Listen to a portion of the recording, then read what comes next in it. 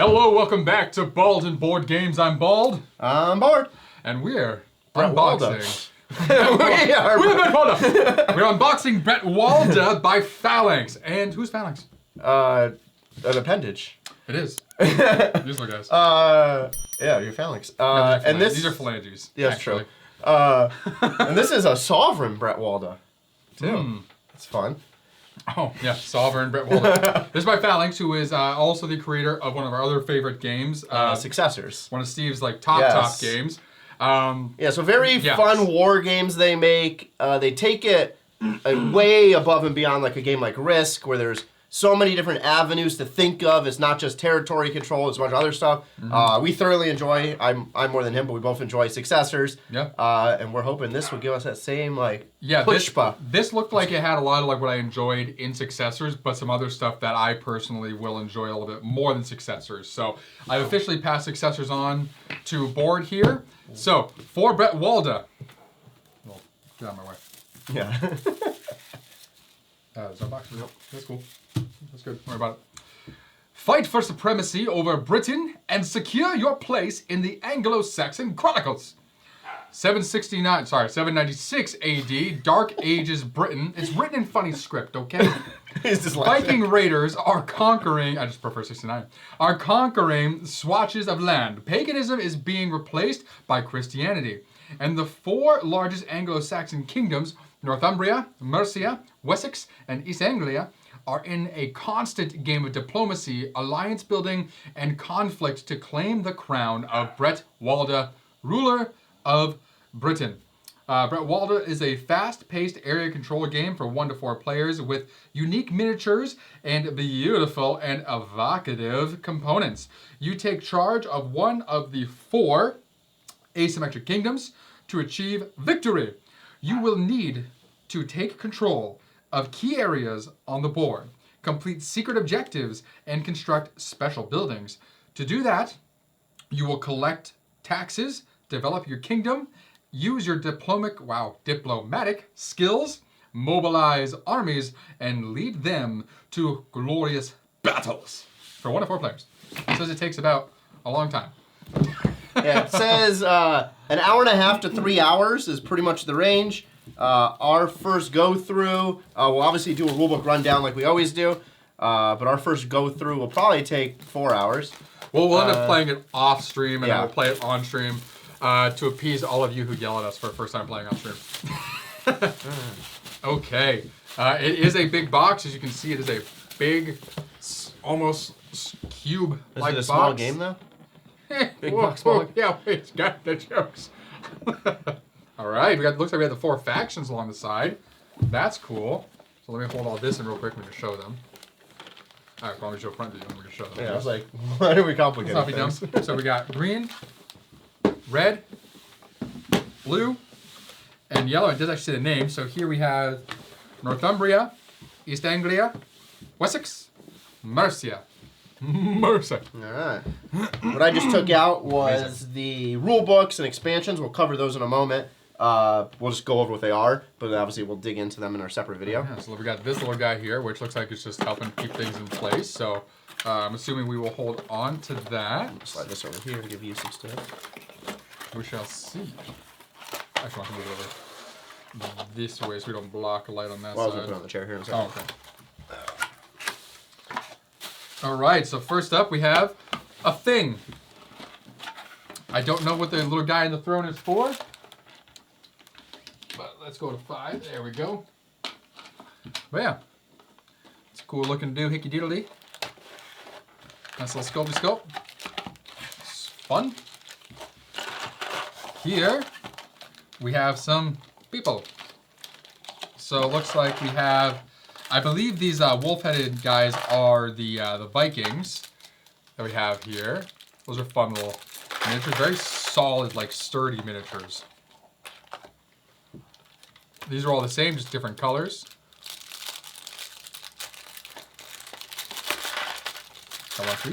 Nice. And these are walls and stuff, so I think there's like a terrain pack that I got. So this is literally like a wall that they would have made out of trees where they had like all the spikes pounding to the ground, so that would go on the board somewhere. That's cool. You have another one here, smaller. Another one there, same thing. Here you have the actual like side of a castle. That's really cool. I'll do that for you so you can see it a little bit better.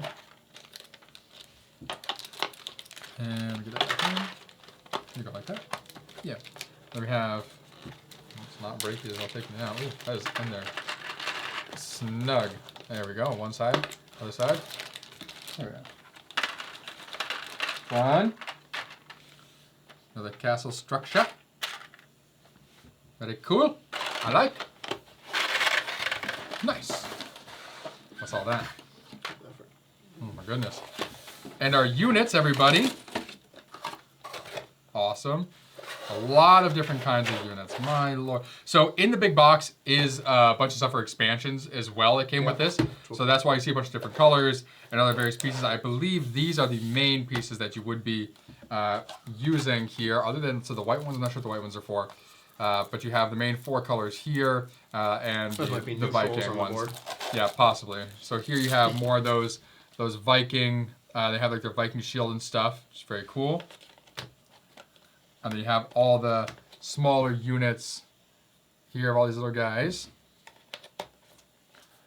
Medium-sized unit.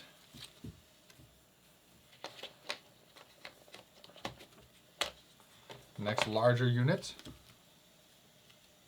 It's like the king of some sort. Queen. Cool. Bunch of those. And then over here, we have some more units of a lighter pastel color. These guys here are of the same faction color. Definitely newer. There's a dog. I'm not sure if he's like a hunter. He has a bow and arrow, so I'm sure he might be like a hunter or something. So we have these big guys on a horse in different tones than the rest. Interesting. Cool. Small ones down here. Looks like we'll probably have cards that'll go here. Maybe dash something down the middle. Cool. That's it. Set of minis. And then here we have, looks like Viking ship, a longboat. Are there more boats for these, or just this one boat? There's the boats. Boats and hoes, boats and hoes. I thought they all had boats. Yeah, they do. Is in there? Oh, okay. And then more, so we have the guy on the horse here. Like the other ones, they're small units. I feel like there's like a 5th player faction, maybe not. I don't know. Those guys fit in there nice and snug. Oh my lord, there we go. Head in first. So definitely spot for cards, everything that'll go in there. So see how well all this stores when we get it put back away. What else do we got? What is this? Oh, hold on. Last set of minis. There we go. There's the rest of the boats. So some more long boats here. There's the main guys on the horse for that faction. So these may be neutral to some regard, I guess. Yeah, I'm not sure what these pastel colors are for. I forget. There's going to be expansions in the box. That's hilarious. So I didn't order the card holders either, but they came with the big box, which is hilarious. I was like, I don't need them, so I guess they just naturally came with them in this big box. They must have just prepared them. So I was like, card holders are cool, but nah. Yeah. So, thank you, Phalanx, for sending the extras. I did not order extra dice, so I'm sure that they didn't come with the extra dice. I know one of our... Pretty sure we have... Oh, those we have regular dice, yeah. So somebody who we follow ordered extra dice, and they didn't end up getting those in their box. We didn't order extra dice, so it doesn't matter to me. All right, what else we got? All right, your last one. Yep. Last thing of token types. Let's see here. These are some sort of building. Looks like something may go on top, potentially. There's 5 of those associated colors in these. Interesting. Maybe not. Maybe that's just how the building is. Cool. I don't know what those are for. Got these. Bunch of different types of buildings. These are definitely damaged. Oh, nice. Those are fun. Oh, those are... Yeah, it's like blood. No, I heard damaged. Oh. Like, oh, what's damaged? No, it's blood. And there's only 1, 2, 3, 4, 5, 6, 7, 8 blood tokens. Interesting. I wonder why there's only 8 blood tokens. I wonder what those are used for. Or who they're used for. We have some little standees here. The different factions. All of these individual coin tokens. More houses. And fire. That's fun. Put some fire down on the map. Love it. Awesome. Those are cool. All right. Card holders. Why not? So these things are cool. Again, didn't order this, so I'm glad they came. But what they are, they literally are holders that go in front of you. Nice heft to them. And the cards just sit in them in front of you. So that way you don't have to hold them in your hand while you're playing. And they just stand straight up. So very, very nice. I'm kind of glad that I got them. I'm kind of glad that I ended up getting them, even though I didn't buy them. But again, they may have just come with the big box thing. Without my knowing, because the big box was an add-on during the campaign. So you backed the main game, the expansions, and then you ordered the big box to put everything inside, essentially, as a separate thing. So those are very cool. One for each faction. It does look like that the 5th player does become a faction, so it looks like that black faction is a expansion for a 5th player, which just makes the game even more crowded and more fun.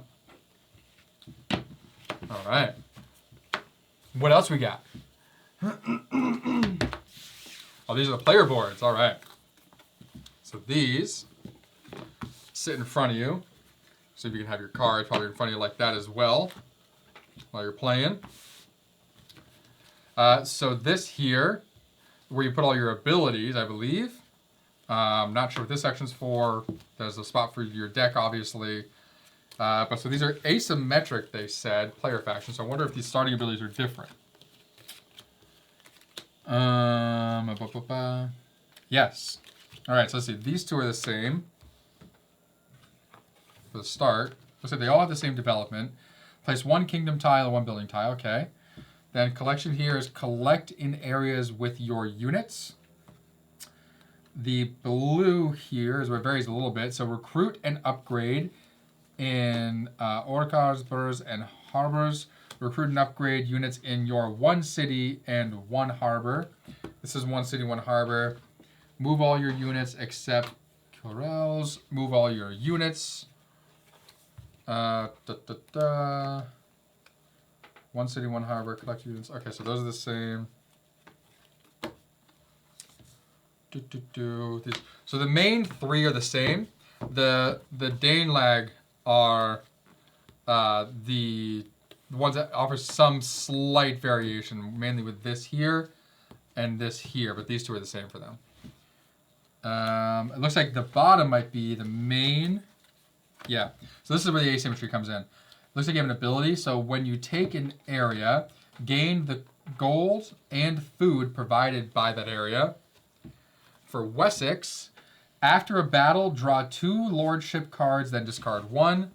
For East Anglia, during collection, place 1 extra food marker, except during winter. For Mercia, recruit 1 extra land unit in the same area where you take a freed. And gain a 2nd Dale if you control 6 or more abbeys. Cool. Like the artwork so far. Boom. Let's fold those up.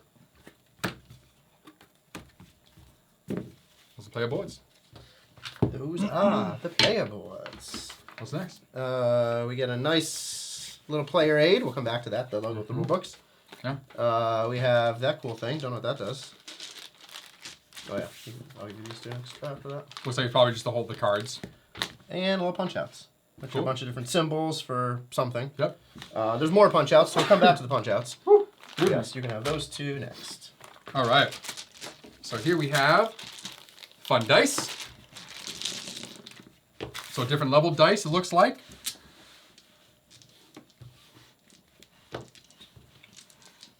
I'm assuming different abilities tell you to roll different dice, or different units that roll different dice. These look like shields, potentially. These ones are, I assume, are the strongest. The orange ones. You got 3 swords, 2 swords, 1 sword, 1 shield, shield. Cool. This guy looks like it's the weakest, only has 1 swords, and this one goes as high as 2 swords. So it looks like the order and strength that these would go would be like so, and then that's defense. So weakest, middle, strongest, and straight up defense. Cool. Those are the dice. And then we have, of course, the metal coins. These things are pretty. And I like that they're all varied in some way, like as if they're from different kingdoms. Look how gorgeous that is. Awesome.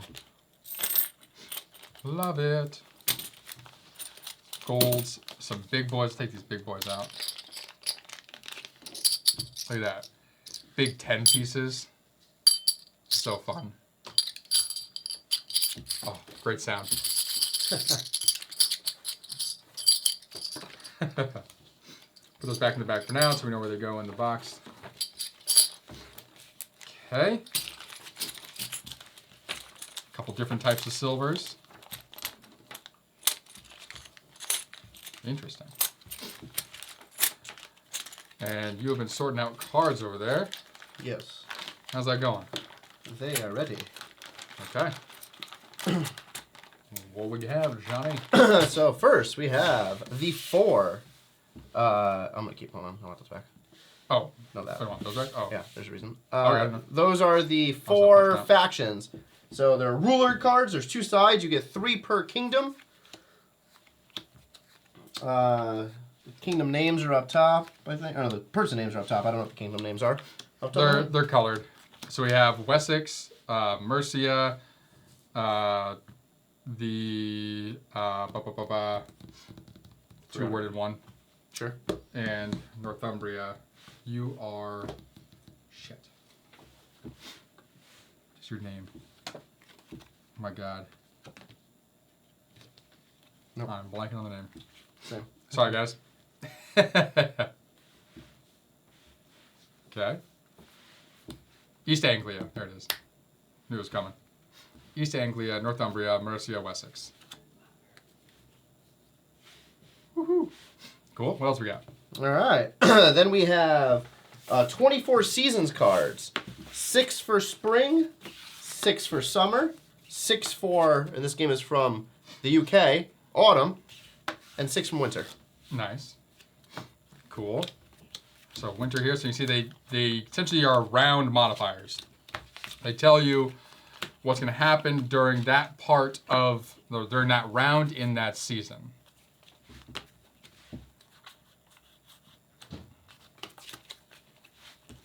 Cool.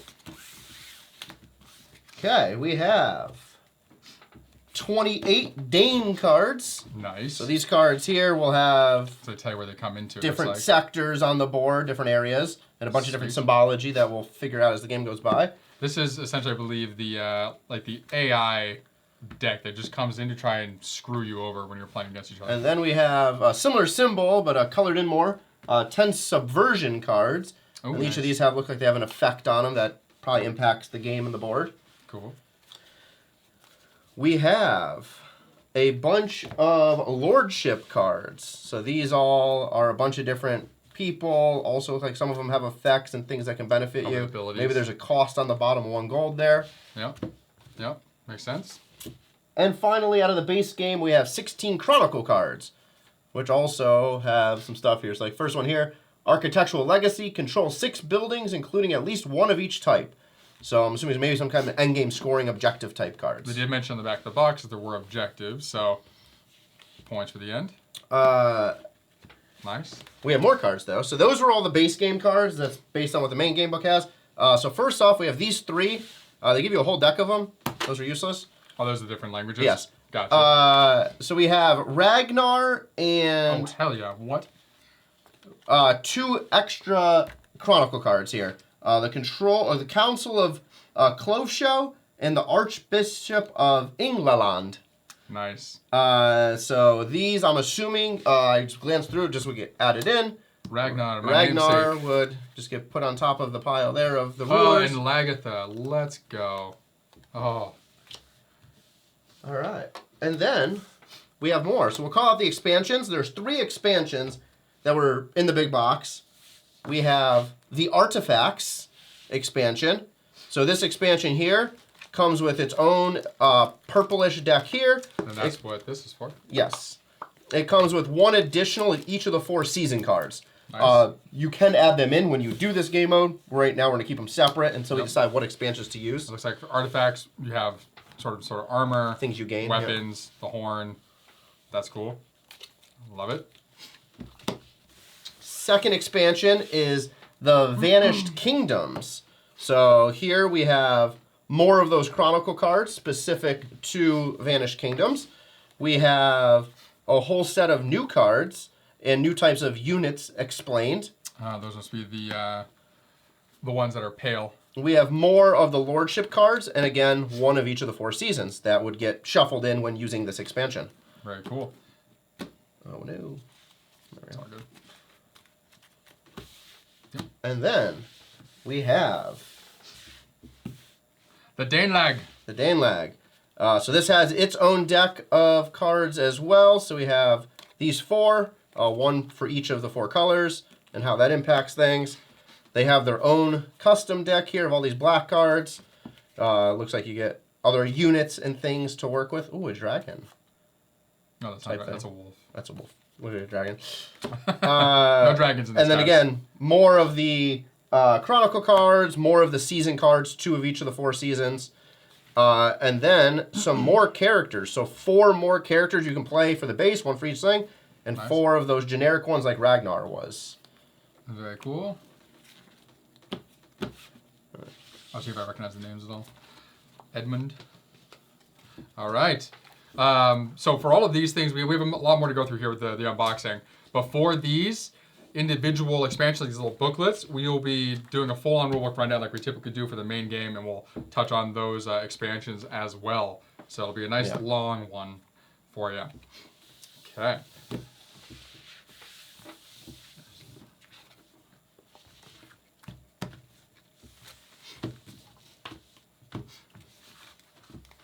Perfect. All right, now we come to this. You can punch those out if you like. Now I can punch them out? Yeah. All right. All the punches?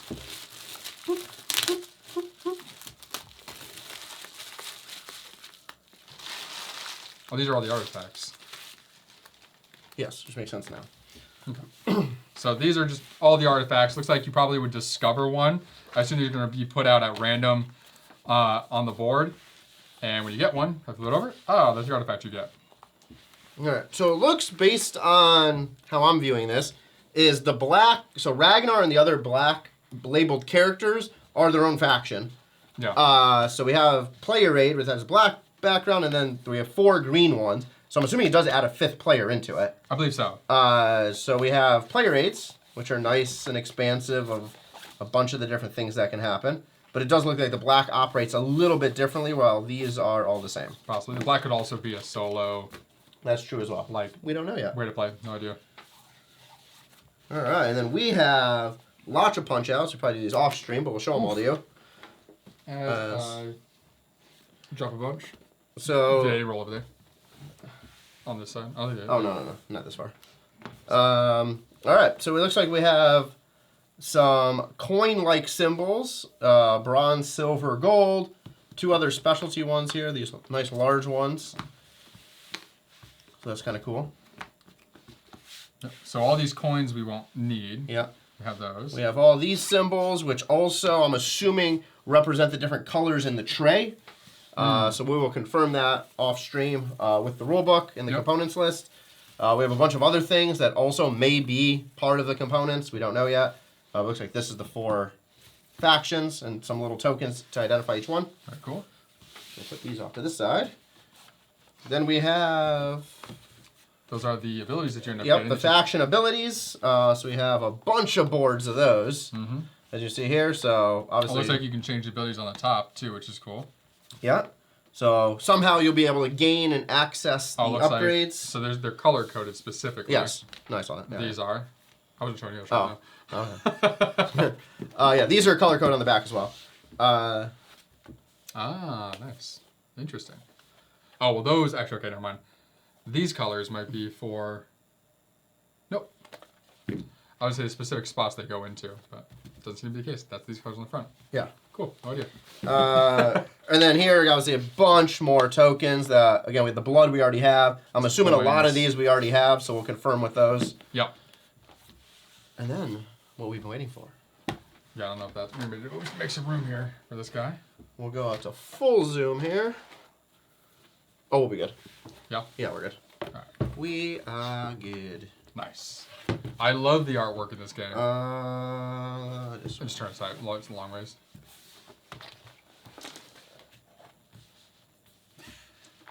Perfect. Very cool. Yeah, so we have this era of England in, what you said, 600s? 400s? 796 AD. 790, okay. So the 8th century? Yeah, 8th century.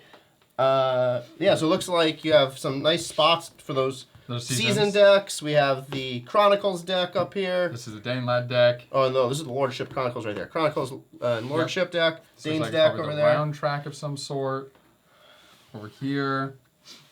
Different things that happen. I don't know, like if this I think this travels on here, but I think this is what we have, like that. Oh, this is the round track, right there. Yeah. So this is some other track.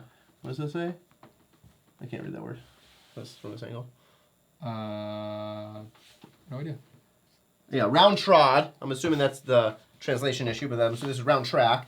So it looks like maybe you go through 3 phases each season. And then, boom, you do something else. So this, I believe, is this here. Oh, all right. Boom, all the way down. Yeah. It's very good. Makes sense. Keeps track. Yeah, really cool board. Back is just black. Okay. Yeah, so they have the actual language on here of the time, which I think is really fun. They do the same thing with successors. Well, I know that's the artifact. We're in the word artifacts. All the different areas and successors were named as they actually were, which is great. We got East Anglia here.